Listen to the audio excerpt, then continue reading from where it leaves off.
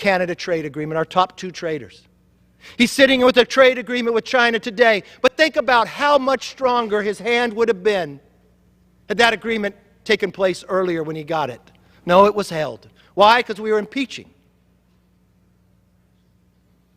That's an amazing agenda, but you promised people you would do it. This is not a moment this body should be proud of.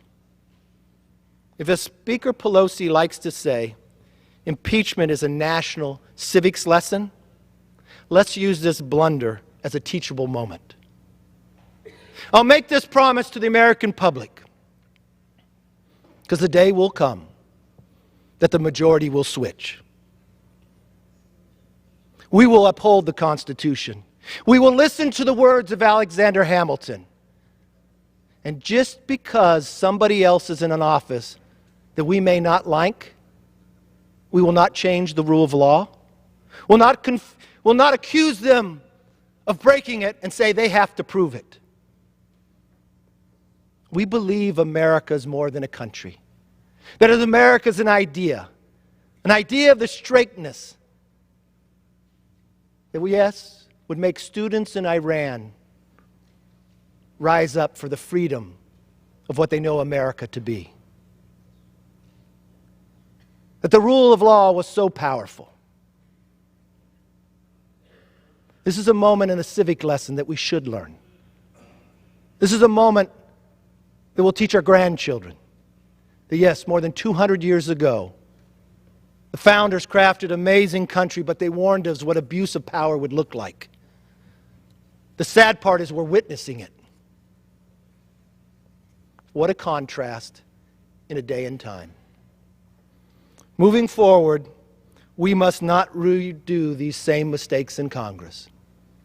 And my promise to you, if power was to change, the rule of law would come back. We'd have an agenda focused on people, not on politics. We'd have a voice that you're innocent until proven guilty. We would not abuse our power just for the sheer shake of politics to say you're impeached forever because I dislike you. We are better than this. It's a sad day. But the great thing about America, it will all change because the people have the voice. I yield back. Members are once again reminded to address their remarks to the chair. Gentleman from New York. Madam Speaker, I yield myself 1 minute. Gentleman's recognized for 1 minute. Madam Speaker, 2 points. First, my colleagues in the minority would rather talk about anything than try to defend what President Trump actually did, because they can't. There is overwhelming evidence that the President pressured the Ukrainian government to interfere in our election on his behalf. Then he covered it up. These are high crimes and misdemeanors, and we will prove that in the Senate. Second, our minority colleagues don't like our ongoing fight for a fair trial because it got results. New documents and additional witnesses have emerged that unmistakably point to the President's guilt, and we have exposed the efforts of some in the Senate majority to put on a sham trial. The American people understand that a trial without evidence, without witnesses, is no trial at all, but a cover-up, and that will not stand. We must protect the Constitution and the integrity of our elections. That is what this is about. We must remove this President to protect our country. I reserve the balance of my time. Gentleman from Georgia. Reserve. Gentleman from Georgia has 30 seconds remaining. Gentleman from New York has 1 minute remaining, and the gentleman from New York has the right to close. Gentleman from Georgia is recognized. And I appreciate that, Madam Speaker. Is the gentleman from New York ready to close?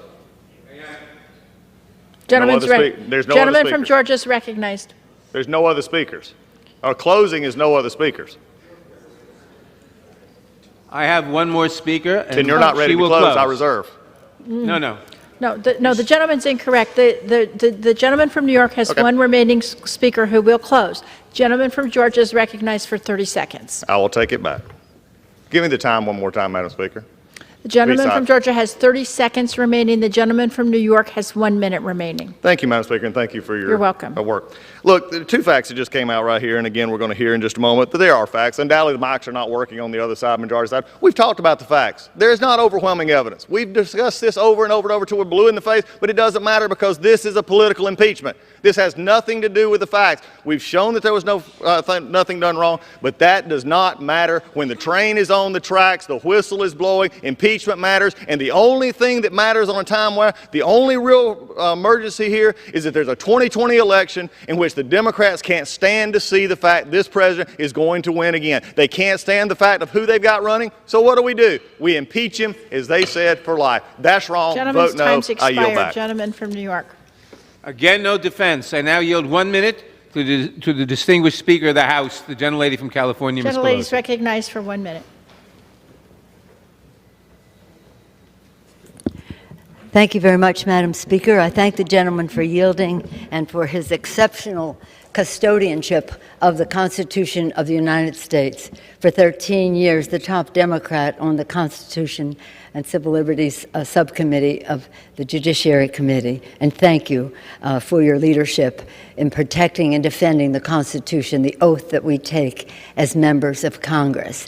As I enter into the conversation, I do want to thank the distinguished gentleman from Georgia for his apology for his ridiculous remarks about me and House Democrats. Thank you. We accept your apology, Mr. Collins. Now I want to go to the purpose of why we're on the floor today.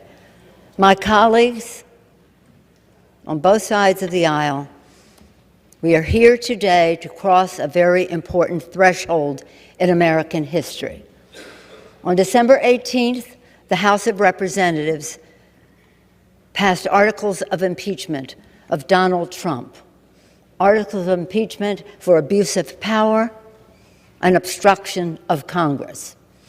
By his own admission, the president stated that, yes, he had had that conversation with the president of Ukraine, but he didn't see anything wrong with it. Well, we don't agree with that assessment. And yes, it is a fact. When someone is impeached, they are always impeached. It cannot be erased. So I stand by that comment, although I know you don't like hearing it. I stand by this American flag, picture of the American flag, as I did the day that we introduced the articles of impeachment onto the floor. Because every day, all over America, in classrooms as well as courtrooms, and in this Congress of the United States when we meet, we pledge allegiance to the flag of the United States of America and to the republic for which it stands. And to the republic for which it stands. That is what our nation is. That is the genius, the beautiful, exquisite genius of the Constitution, of that we are a republic.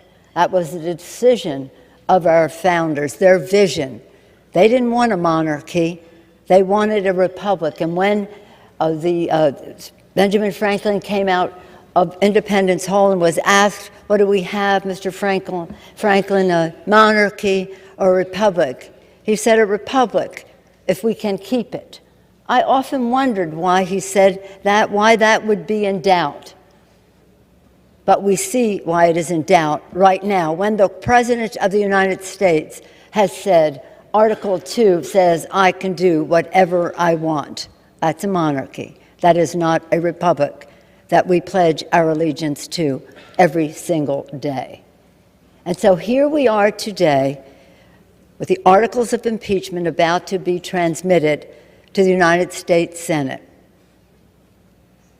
I was thinking this morning and mentioned in a previous public event the Midnight Ride of Paul Revere. Listen, my children, and you will hear the Midnight Ride of Paul Revere. Well, listen, my children, you will hear about an assault on the Constitution of the United States, undermining the republic for which our flag stands, by the President of the United States. The President of the United States, in using appropriated funds enacted in a bipartisan way by this Congress, funds that were meant to help the Ukraine fight the Russians. The president considered that his private ATM machine, I guess, and said he could say to the president, he could make, do me a favor. Do me a favor. Do you paint houses too? What is this? Do me a favor. So we have a situation that is very sad. Don't talk to me about my timing. For a long time, I resisted the calls from across the country for impeachment of the president for obvious violations of the Constitution that he had committed. But recognizing the divisiveness of impeachment, I held back. Frankly, I said, this president isn't worth it. But when he acted the way he did in relationship to withholding funds from Ukraine, declared independence, they fought a war of independence and bravely succeeded. They wrote documents, our founding documents, the Constitution. Thank God they made it amendable so that we could ever be expanding freedom in our country. And that, my children, is what you pledge allegiance to the flag of the United States of America and to the republic contained in that Constitution of the United States. So we take that oath.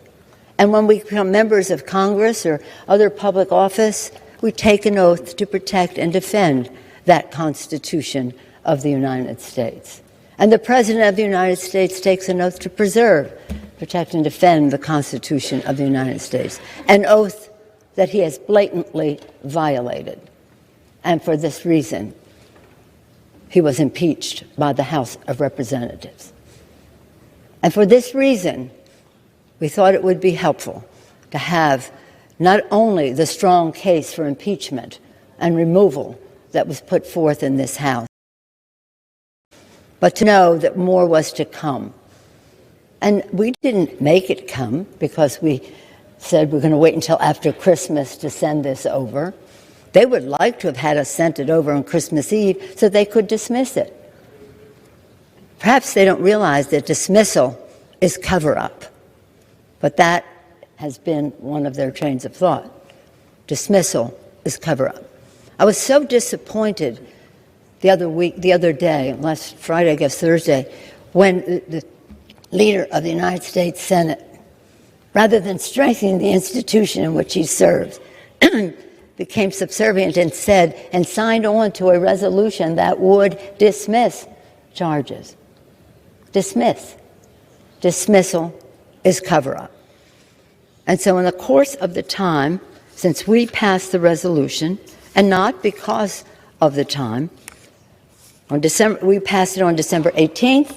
On December 20th, new emails show that 91 minutes after Trump's phone call with the Ukrainian president, a top Office of Management Budget aide asked the Department of Defense to hold off on sending military aid to Ukraine. On December 29th, revelations emerged of the OMB director and acting chief of staff Mulvaney's role in the delay of aid, the effort by lawyers in the administration to justify the delay, and the alarm, most importantly, the alarm that in the administration that delay caused within the administration. On January 2nd, newly unredacted Pentagon emails, which the House subpoenaed and the president blocked, raised serious concerns by the Trump administration officials about the legality of the president's hold on the aid to Ukraine. On January 6th, former Trump National Security Advisor John Bolton said he would comply with the subpoena compelling his testimony. His lawyer stated he had new relevant information. On January 13th, reports emerged that the Russian government hacked the Ukrainian gas company Burisma as part of their ongoing effort to influence the U.S. election in support of Trump. On yesterday, House committees, Mr. Nadler, Mr. Schiff, Mr. Engel, and Congresswoman Maloney, Madam Chair Maloney, released new evidence pursuant to a House subpoena from Lev Parnas, recently photographed with the Republican leader, an associate of Rudy Giuliani, that further proves that the president was the central player in the scheme to pressure Ukraine for his own benefit in the 2020 election. The Senate leader and the president are afraid of more facts coming to light. That is why the leader signed onto that dismissal resolution. A dismissal, again, is a cover-up. The American people will fully understand the Senate's move to begin the trial without witnesses and documents as a pure political cover-up. Whatever the outcome, the American people want a fair trial, fair to the president, fair to the American people. The American people deserve the truth. The Constitution requires a trial, a fair trial. The GOP Senate behaved. The American people. Okay, let me just make this briefer. The House is now moving forward with a vote to transmit the articles and appoint managers. As Speaker, I am proud to appoint outstanding American patriots to serve on the impeachment panel. Chairman Schiff, Chairman Nadler, Chairwoman Zoe Lofgren. This is her third impeachment as a staffer to a House Judiciary Committee member in the Nixon impeachment, as a member of the Judiciary Committee on the Clinton, and now as a House manager, Madam Chair. Madam Chair of our caucus, Hakeem Jeffries, a serious, respected litigator. Val Demings, a member of the police force of Orlando, and for 27 years, and for part of that time, the first woman and African-American police chief of Orlando. She knows her way around the courtroom. Jason Crow from Colorado, an Army Ranger, served our country in the military in Iraq and Afghanistan, and now in the Congress of the United States, and he too, a respected litigator. And Sylvia Garcia of Texas, a judge in a number of capacities in Texas, and a member of the Judiciary Committee. We're very honored that you have taken the responsibility, all of you, to bring the articles of impeachment over to the United States Senate with a case for the Constitution. A case for the Constitution. So back to the children. Back to the children. We don't want this president or any president to ever violate the Constitution. It is very, very important that we see that that Constitution is central to who we are as a country. Our system of government, our Constitution, so valued, so respected, hopefully so honored by everyone who takes an oath of office to support and defend it. And when you see the Russians now hacking in Ukraine, it just came out yesterday or the day before, it just reminds me that I think most Americans would think that voters in America should decide who our president is, not Vladimir Putin in Russia deciding who our president is.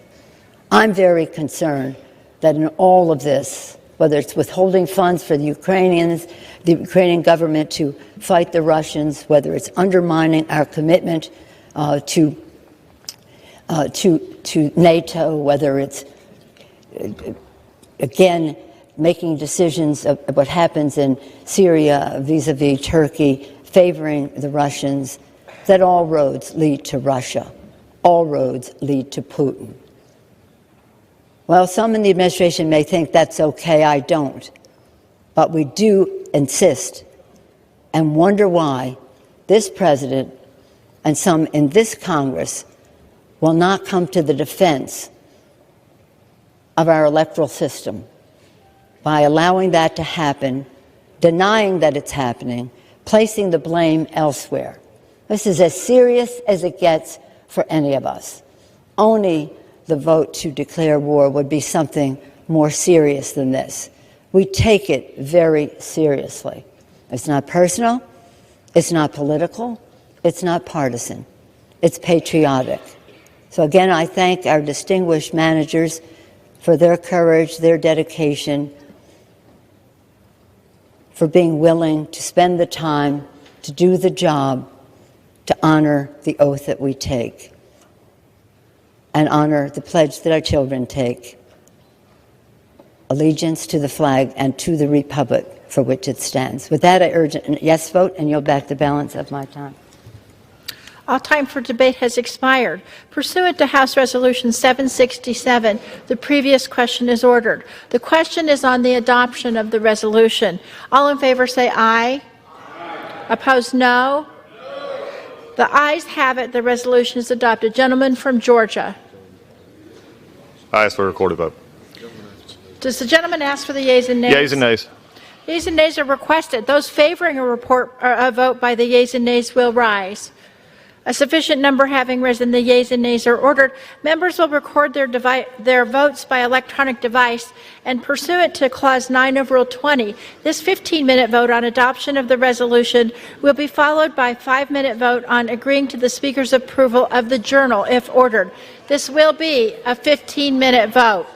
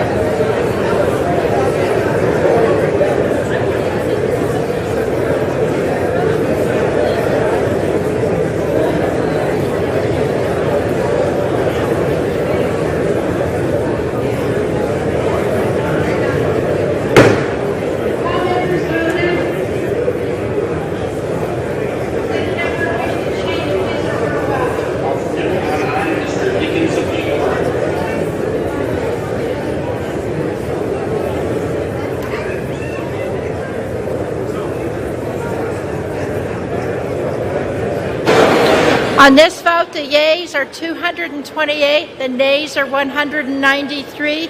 The resolution is adopted, and without objection, the motion to reconsider is laid on the table. Pursuant to Clause 8 of Rule 20, the unfinished business is the question on agreeing to the Speaker's approval of the journal, which the Chair will put de novo. The question is on agreeing to the Speaker's approval of the journal. All in favor say aye. Opposed, no. In the opinion of the Chair, the ayes have it. The journal stands approved. For what purpose is the gentleman from New York I ask rise? unanimous consent that members have 5 legislative days to revise and extend their remarks. Without objection, so ordered.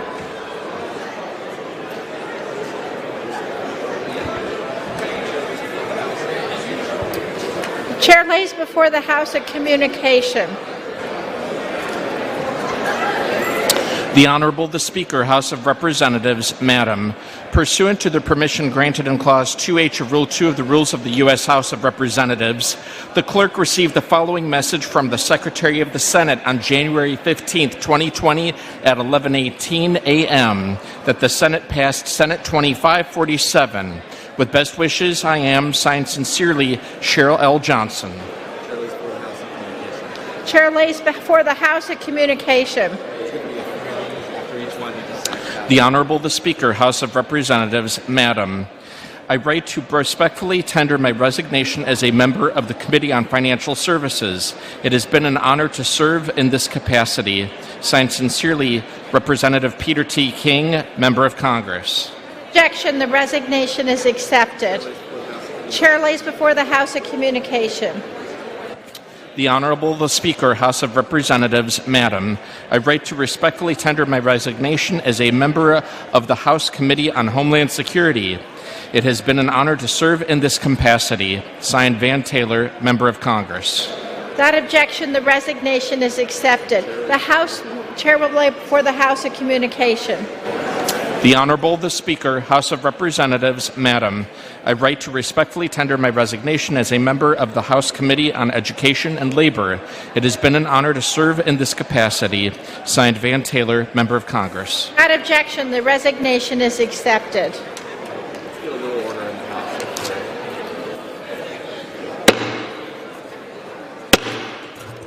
The House will come to order.